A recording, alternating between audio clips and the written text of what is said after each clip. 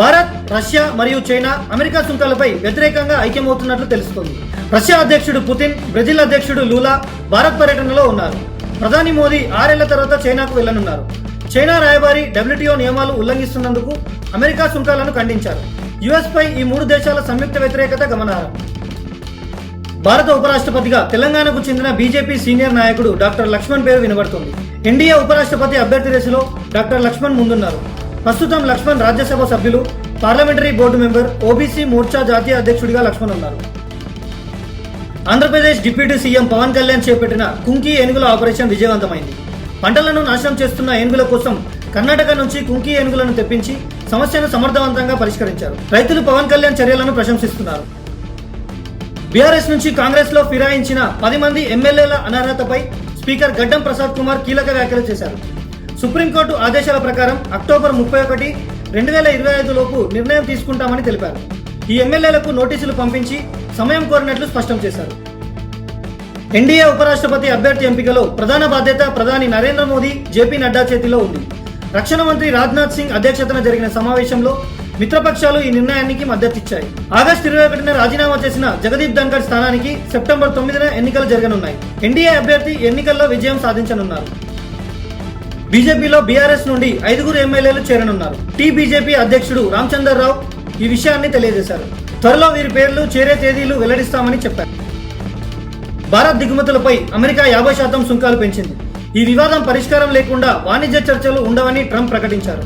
రైతుల ప్రయోజనాల కోసం ప్రధాని మోదీ రాజీ పడలేదని స్పష్టం చేశారు. వాణిజ్య ఉద్రిక్తతలు కొనసాగుతున్నాయి. ఇజ్రాయెల్ ప్రధాని నెతన్యాహు భారతదేశంలో సన్నిహిత సంబంధాలు మరింత బలపరుస్తామన్నారు. పహల్గాంలో 26 మంది భారతీయులను హతమార్చిన ఉగ్రవాదిపై యుద్ధంలో భారత్కు ఆయుధాలు సమర్థంగా పనిచేశాయని పేర్కొన్నారు. ఉగ్రవాద వ్యతిరేకంగా ఇంటెలిజెన్స్ సమాచారాన్ని 2 దేశాలు పంచుకునేందుకు సిద్ధంగా ఉన్నట్లు చెప్పారు.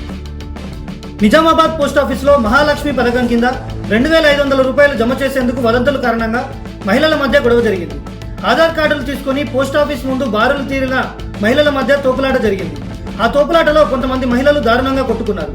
పోలీసులు విచారణ చేపట్టారు. ప్రధాని నరేంద్ర మోదీ రిటైర్మెంట్ చర్చలు ఊపందుకున్నాయి. 75 ఏళ్లు దాటిన తర్వాత రిటైర్మెంట్ అనే బీజేపీ ఆచారంపై సందేహాలు పెరిగాయి. కానీ మోదీ ప్రత్యామ్నాయం లేకపోవడంతో పార్టీ లోపాలను ఎదుర్కొంటుంది. రాజకీయాల్లో మోదీ స్థానాన్ని ఎవరు భర్తీ చేయగలరంటే అనేక మందికి స్పష్టత లేదు.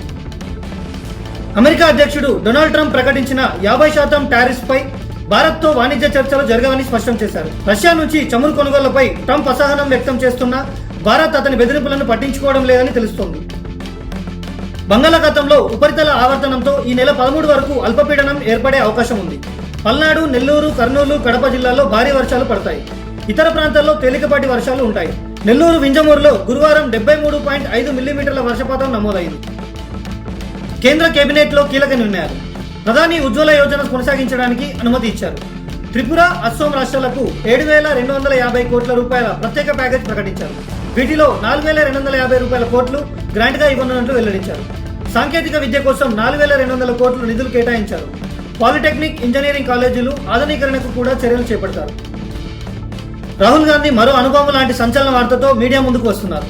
ఈసారి ఆంధ్రప్రదేశ్ ఎన్నికల సమాచారాన్ని వెలుగులోకి తీసుకువస్తారని సూచనలు వినిపిస్తున్నాయి. అగ్రిగోల్డ్ భూముల వ్యవహారంలో మాజీ మంత్రి జోగి రమేష్ కుటుంబానికి బిగుస్తున్న ఉచ్చు. జోగి రమేష్ ఫ్యామిలీ పేరుతో రిజిస్ట్రేషన్ చేసి అమ్మిన భూములు అగ్రిగోల్డ్ కు చెందినవని రెవెన్యూ, ఏసీబీ శాఖల నివేదికలు వెల్లడించాయి. 2 శాఖల తనిఖీలు పూర్తయిన తర్వాత ఈ వివరాలతో కూడిన నివేదికను సిఐడికి అందజేశారు.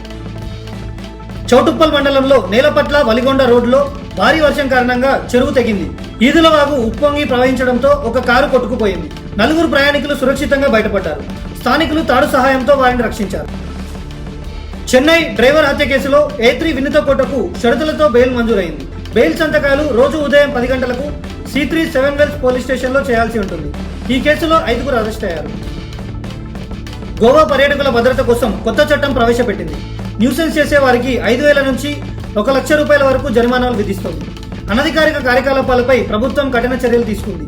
బిల్లు గవర్నర్ ఆమోదంతో అమల్లోకి వస్తుంది. Rahul Gandhi election commission of ఇండియాపై 5 కఠిన ప్రశ్నలు లేవనెత్తారు. 1. ఓటర్ల జాబితాను ప్రజలకు డిజిటల్ మెషిన్ రీడబుల్ ఫార్మాట్లో ఎందుకు ఇవ్వడం లేదు? వీడియో సాక్ష్యాలను ఎందుకు ధ్వంసం చేస్తున్నారు? ఓటర్ల జాబితాలో భారీ మోసాలకు ఈసీఐ ఎందుకు పాల్పడుతుంది? మా ప్రశ్నలకు సమాధానం ఇవ్వకుండా ప్రతిపక్షాన్ని ఎందుకు బెదిరిస్తోంది? బీజేపీ ఏజెంట్లా ఎందుకు ప్రవర్తిస్తుంది అని రాహుల్ గాంధీ ప్రశ్నించారు.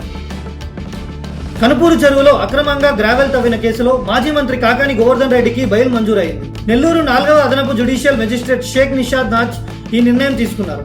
అక్రమ మైనింగ్ కేసులో ప్రస్తుతం నెల్లూరు సెంట్రల్ జైల్లో ఉన్న కాకాని త్వరలో విడుదల కానున్నారు. ఆంధ్రప్రదేశ్లో డ్వాక్రా మహిళలకు కూటమి ప్రభుత్వం శుభవార్త చెప్పింది. మహిళల ఆర్థికాభివృద్ధి కోసం తొలి విడతలో 50,000 రూపాయల విలువైన ఎగ్ కార్డులను ఉచితంగా పంపిణీ చేయనుంది. ఇందులో 35,000 విలువైన కార్డులతో పాటు వంట సరఫరా సామాగ్రి అందించనున్నారు. ఈ పథకం ద్వారా మహిళలు నెలకు సుమారు 20,000 రూపాయల ఆదాయం పొందవచ్చని అధికారులు తెలిపారు. భారత్లో గురువారం యూపీఐ సేవలకు అంతరాయం ఏర్పడింది.